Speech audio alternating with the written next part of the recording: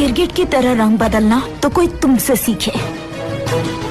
रंग तो थोड़ो बदल गया बा अब।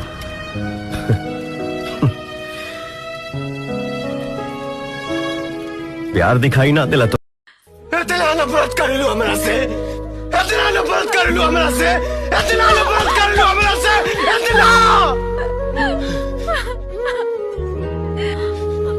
हम तो सोचले रहने की अपना प्यार के ताकत से तोहरा पत्थर दिल के पिघला दे, लेकिन हमारी हो भरा मास दूर हो गई। हम अपन परिचय बाद में दे, पहले इनकर परिचय जान ले।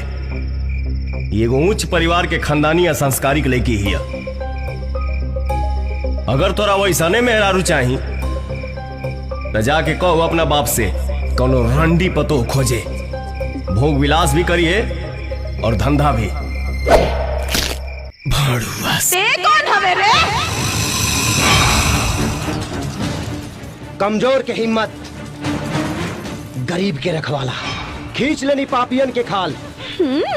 नाम है बंसीलाल बिहार वाला। सुन ला सुन, कौनो मैया ऐसा शेर नहीं की पैदा कैले जवनिया से राजा के जान ले सके।